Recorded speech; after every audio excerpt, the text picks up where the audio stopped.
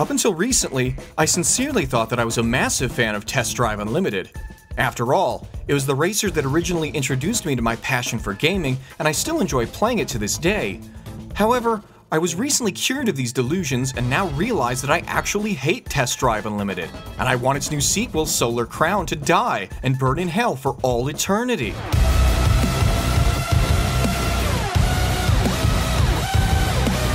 These revelations are courtesy of Leon JHK, a YouTuber who recently uploaded a video that rightly chastised us for our countless mistakes and kindly provided us with the opportunity to repent for our many sins that we committed against our racing MMO god. To get to the point and put all facetiousness aside, this is a response to Leon JHK's lazy, patronizing, bad faith criticism of our worries concerning Test Drive Unlimited Solar Crown. But it's also a dissection of how his behavior and the behavior of other members of the TDU community represent a microcosm of a far greater issue. First, a brief bit of background. Released in 2006, Test Drive Unlimited was a luxury-themed, multiplayer-focused, open-world racer that laid the foundation for the driving game landscape of today. After the success of spiritual successors like The Crew and Forza Horizon, mid-level video game publisher Nacon acquired the TDU license, and after several more years witnessing the financial and critical success of the series' aforementioned spiritual successors, Nacon announced the return of the TDU name with Test Drive Unlimited Solar Crown. Set to be released towards the end of September 2022, the game has garnered a massive amount of hype, but has yet to reveal any hard details or gameplay to substantiate it. As such, we made a few videos discussing our understandable concerns with the current state of the game. A reasonable decision for a channel focused on discussing video game issues, we thought.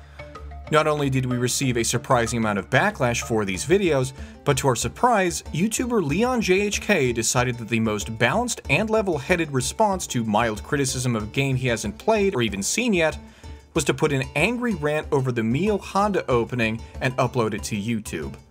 The resulting video is a haphazard and mean-spirited tirade purporting, among other things, that our opinions on Solar Crown are objectively false and that we are idiots who can't use Google. One with a last-minute tacked-on comment saying he wasn't actually being mean and not to harass us so he can cover his ass. With that, it's time to break this video down. While the scattershot approach of the video makes it seem like Leon JHK has dozens of different points to make, in actuality, the video only has about 3 different arguments. 1.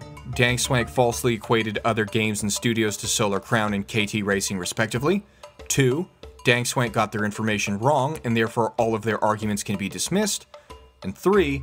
Dankswank is just a crazy conspiracy theorist. Ooh. Alright, so let's start with the false equivalence argument. Permeating throughout almost the entire video, this argument has a bunch of slight variations, but ultimately, the basic premise remains the same. Test Drive Unlimited Solar Crown isn't blank game made by blank studio, so Solar Crown is incapable of having similar problems to those found in blank game made by blank studio. The problem with this argument is that it deliberately ignores 2 critical factors within the game industry, the first of which is the financial incentives at play. Leon JHK goes out of his way to clarify that neither Nacon nor KT Racing are AAA studios and are actually AA studios. Leaving aside the fact that we never actually said that Nacon or KT Racing were AAA studios and how laughably smug this swing and a miss is, the point Leon JHK is trying to make ultimately amounts to splitting hairs over a distinction without a difference, because Solar Crown is still competing in the AAA industry.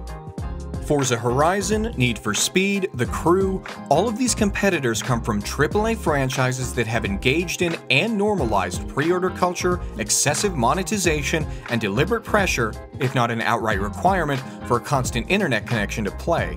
This normalization makes it easy for a franchise entering this corner of the AAA industry like Solar Crown to implement similar mechanics without risking harsh criticism or a blow to their sales figures. And on top of that, Nacon has a markedly AAA incentive to implement just these kinds of mechanics in the next Test Drive Unlimited.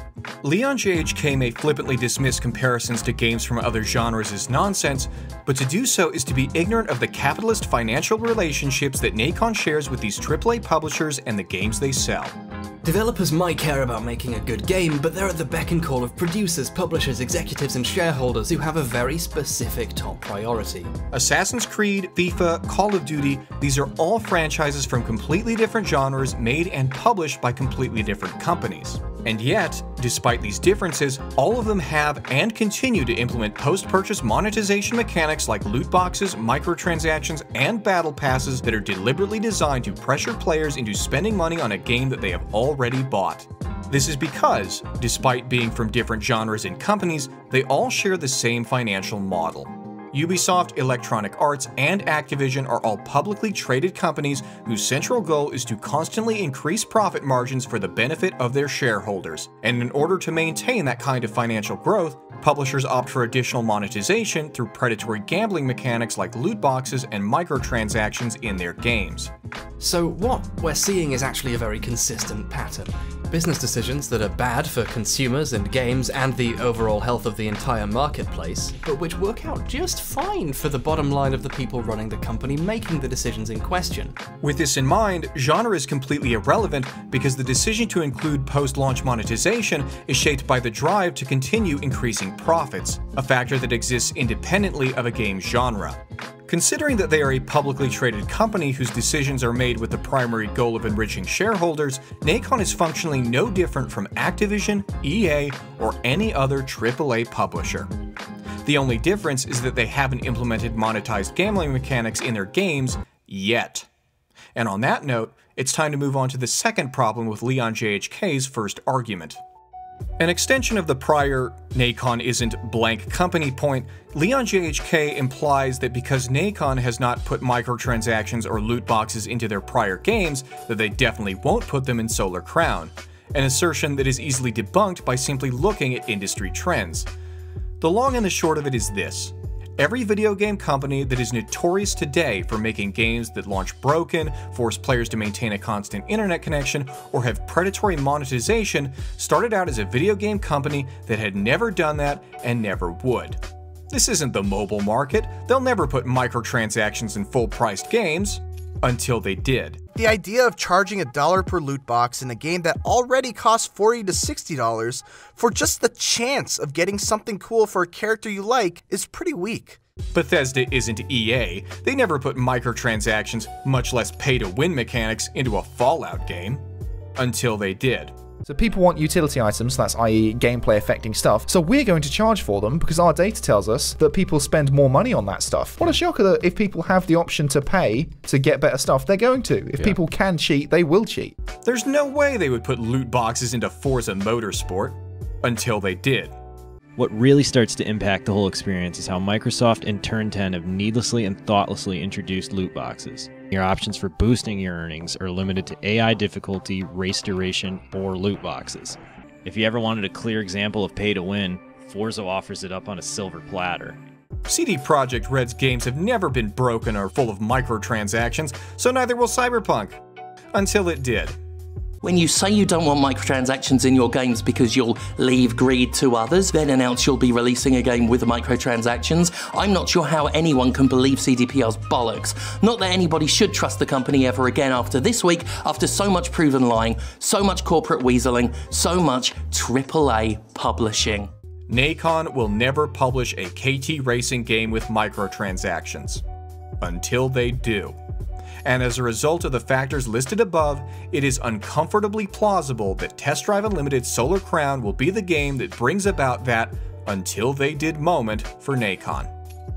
As successful as we have been at undermining Leon JHK's first argument, it's pretty impressive how successfully he is at undermining it himself without even trying.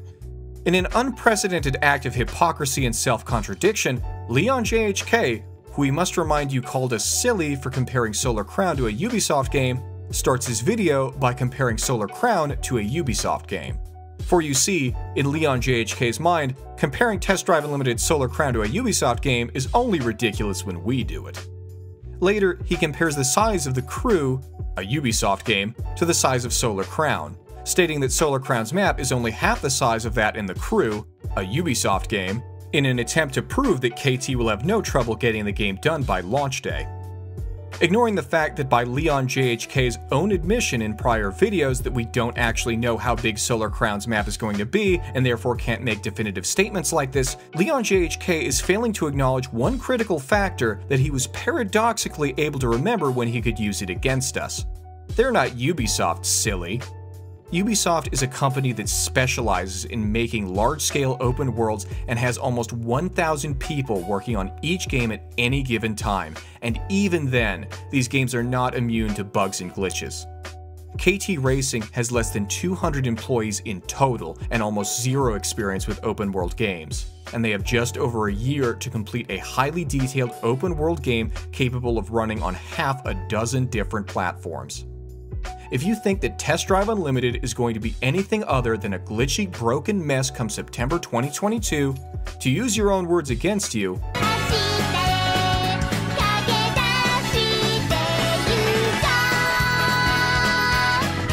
with that, it's time to address the second argument. Throughout the video, Leon JHK implores us with variations on the statement, "Get your facts straight." However, after going through the video a few times and filtering out the differences of opinion, inaccurate arguments of false equivalency, and misinterpretations of our work, it becomes clear that Leon JHK only really has one actual fact that he believes we got wrong: Solar Crown's total development time. In our last video discussing the new TDU, we stated that the game began development several months prior to its announcement, a statement that apparently had Leon JHK chomping at the bit to take us to task, at least if his patronizing comments insinuating that we don't know how time works and directly stating we don't know how Google works are anything to go by. He argues that we were wrong about the development time and that it actually started immediately after the acquisition of the TDU name at the end of 2016, providing screenshots of two different article headlines that highlight the date of the publication, while they conveniently omit the publication's names. Admittedly, an inability to cite sources accurately is a mutual problem. We didn't provide our source for the several months claim, so let's take this opportunity to rectify the situation. Both of Leon JHK's articles are dated at 2016, but the current year is 2021, and things tend to change after several years, especially in the gaming industry. After all, as we're sure Leon JHK already knows, that's how time works. According to GT Planet, Nacon wouldn't acquire KT Racing, the sole studio credited with developing the game, until October of 2018, almost 2 years after the acquisition of the Test Drive Unlimited name. Already, we see a major discrepancy and significant reduction in the supposed development time of the game, and as reported by VGC, creative director Alain Genoux stated that Solar Crown had only been in development for, and I quote, "several months" prior to the game's initial reveal. This information was incredibly easy for us to find. Clearly somebody didn't do their research. I don't know, maybe they should learn how to use Google. So with that, Leon JHK's only refutation on an actual fact is shown to be false. But in the spirit of our Lord and Savior Ben Shapiro, let's indulge our anime fans' conviction. Let's say, hypothetically, so let's say, for the sake of argument, that Nacon, somehow, without KT Racing, began development on Test Drive Unlimited Solar Crown immediately after acquiring the rights at the end of 2016 and has been working on the game ever since. That's over 4.5 years of development time as of this moment.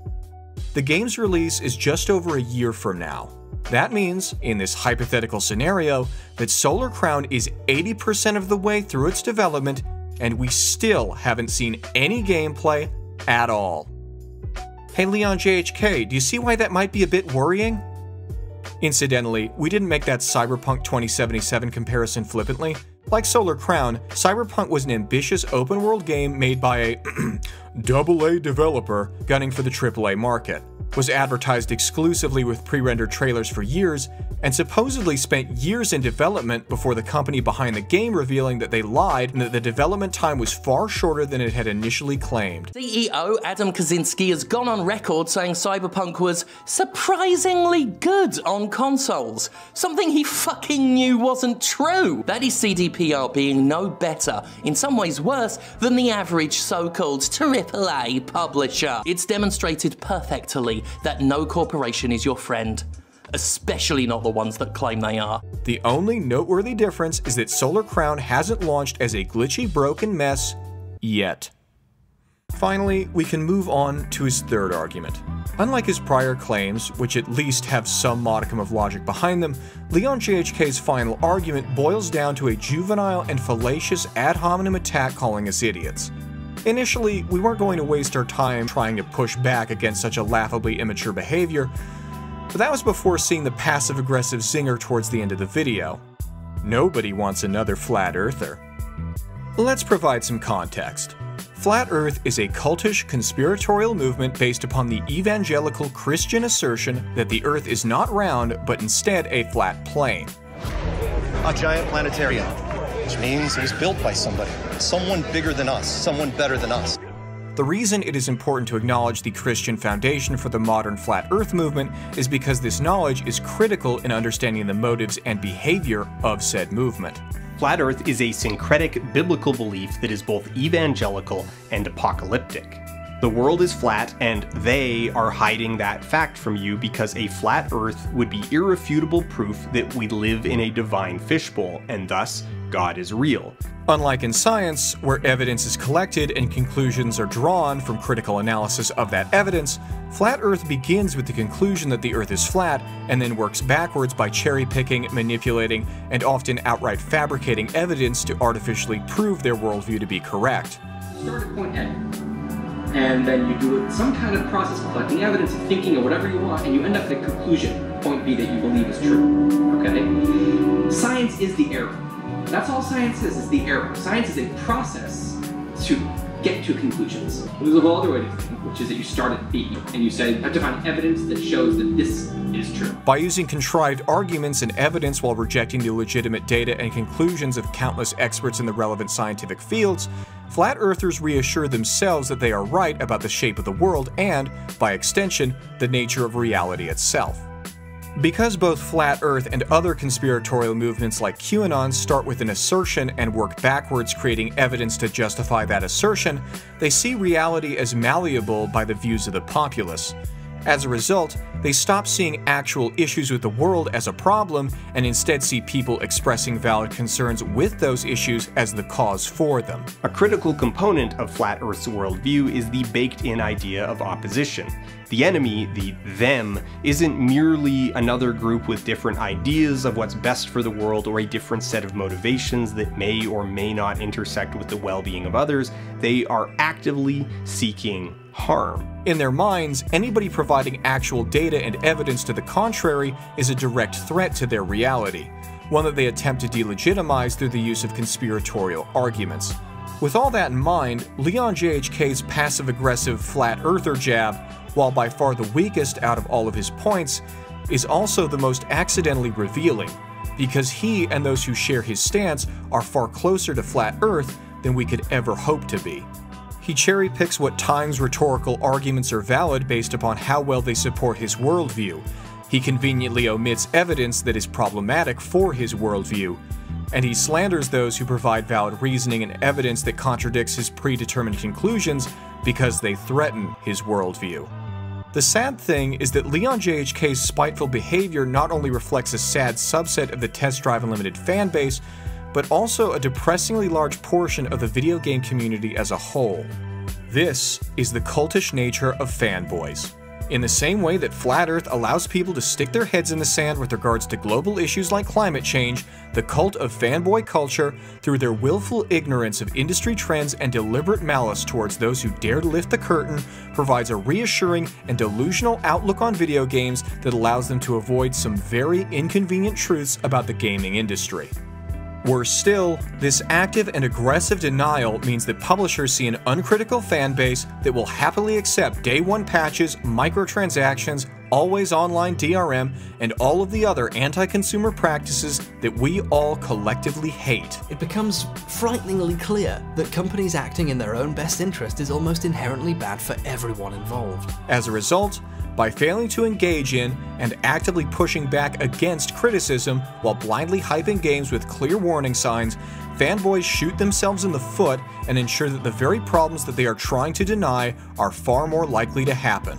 It's a story of people led by marketing to embrace products as a core part of their identity, of audiences holding everyone accountable except for those they should, It's a story of games hyped beyond their capabilities by those who don't even make them. And the sad thing is, just like how an apocalyptic cult conveniently contrives a reason for why their predetermined day of reckoning fails to come, if Solar Crown really does turn out to be the dumpster fire that we worry it will be, the fanboy cult will conveniently move on to losing their minds over the next overhyped game with zero introspection. The good news is that it doesn't have to be this way. As much as history has shown us how the fanboy cult has allowed publishers to get away with ruining games, the presence of an active and critical fanbase has proven that we can prevent potential disasters from ever seeing the light of day. When people took Microsoft to task for trying to make the Xbox One a draconian always-online brick with no backwards compatibility in mid-2013, Microsoft was forced by the outcry to strip out its designed obsolescence prior to launch and have been bending over backwards to appease players ever since. If we can do this to one of the most monolithic corporations in the entire video game industry, then we can absolutely do the same with a so-called AA publisher, and doing so can only make Solar Crown a better game. For games to be good, there has to be an active conversation about what makes games good. As many people in the comments have noted, we have over a year to go before launch day. That's over a year of time where we can voice our concerns, call out red flags, push for a later release date to allow KT Racing to have more time, push for outside support to help KT Racing improve the game, and make Solar Crown the very best that it can be. Many people have dismissively said that we should just wait until we buy the game to say anything, but doing so only makes these issues more likely to occur. Again, you already bought the game, and all you did was expect better from a company that already has your money! Dealing with issues in a game is like dealing with a cavity in a tooth. Prevention is the best medicine, and the easiest and best way to preemptively fight for the betterment of Solar Crown is to call out and criticize the places where the game might have issues. By working together through shining a light on potential problems or lack of clarity on the part of the publisher, we can push against the willful compliance and ignorance of fanboy culture and can pressure Nacon into doing the right thing. It's good to be a discerning customer, and it's good for you and games to find ways to articulate why you like them. The more intelligent the consumer base, the better games have to be, because shit like this won't fly anymore. Good criticism is the soul of media. It's important to note that you can still love a game while also being critical of its more pernicious aspects. In fact, it is incredibly healthy, both for the game and the industry as a whole, to criticize the things you love. In stark contrast to what so many cultish status quo warriors have said, criticizing Solar Crown doesn't mean that we hate it or that we want it to die. It means that we care enough about it to want it to live and to thrive as a healthy, complete, and amazing game that surpasses the expectations set by its predecessor 15 years ago. You see all these people who just hit dislike and ran away? You see all these flippant comments that provide nothing? Do you think these people are going to be considerate about the effects of continuing to pre-order garbage? No!